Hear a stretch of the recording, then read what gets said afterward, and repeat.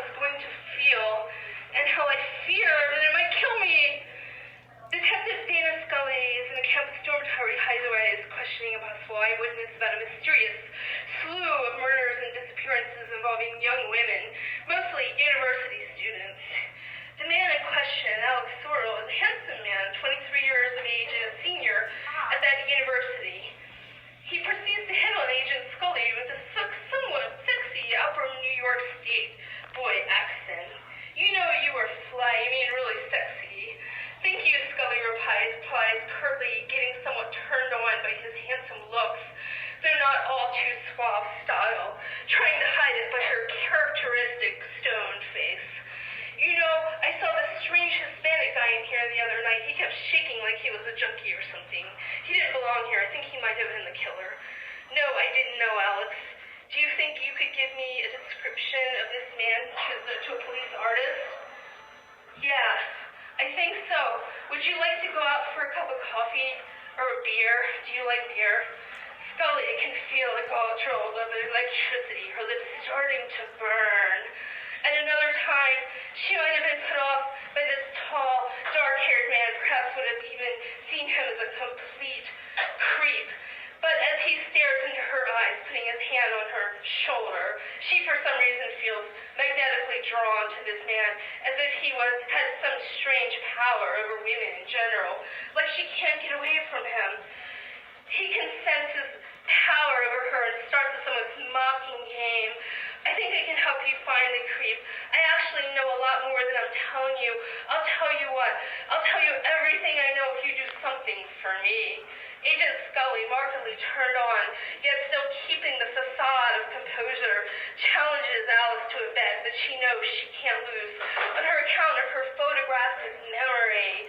She wins, they sleep together. He gives her the information. She wins, and he gives her the information. They don't have sex. He loves the wager and agrees to it immediately.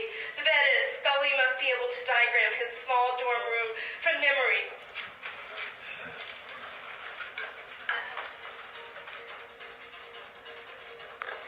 Scully goes to work, getting everything perfect, down to his offspring poster of his paisley shirt on the floor, down to his collection of yo-yos on the desk. He, however, wins the bet by putting his dresser down a trapdoor while she's out in the hallway making the diagram. Scully returns confident she has won the bet, yet returns in dismay. That's funny, there should be a dresser just about here, she says, pointing. No, wrong, he asks, grinning victoriously. I put all of my clothes in this closet. See, he says, opening it. Also in this army trunk. You'll like it. I'm big. 18 inches. Then Scully goes into the bathroom, climbs into a pair of pajamas, waiting to pay off her end of the bet, when Mulder storms into the room just in the nick of time. What's with the pajamas, Agent Scully? Cute, Paisley. Never mind, Mulder. Do you have any leads? I think the killer's going to strike next at Wesley and the other college within a 15-mile radius. His killings are following a pattern. Look, I've mapped it out, and I think the next one will occur within the next 3 hours. We must get over there ASAP. I think you're right, Mulder. Nice meeting you, Alex. I'll probably be stopping by later for that information. Scully says as she's walking out the door. All right, part 2. This is where I come into the story. I've been working as a hooker for going on 2 weeks, and apparently after Agent Scully had left, he picked me up on the street as a trick. As he was so gorgeous, dark curly hair, blue eyes, tall, part Italian, cool accent, he was able to get my price down by $25. I was also curious about his alleged 15-inch dick. It had to be a lie. So, we're in his apartment drinking delicious raspberry-flavored micro beers. We're kissing, we're talking. He says, my ex-girlfriend and I used to have sex 2 to 6 times a day. I'm really horny right now. I told you, I have a 15-inch dick, bigger than John Holmes. He's supposed to be 14. I'm going to get enlarged, you know. Get enlarged, I inquired, puzzled. Sure, you'll see. So are you ready or what? I get naked and so does he. As he's undressing, I peek over at his cock, which doesn't look too big. I knew it. He's only like 6 inches, and he's totally lying. Oh well, then it unfolds and starts getting bigger and bigger and bigger. It's the biggest cock I've ever seen, and it might even be the biggest, be bigger than he even said. I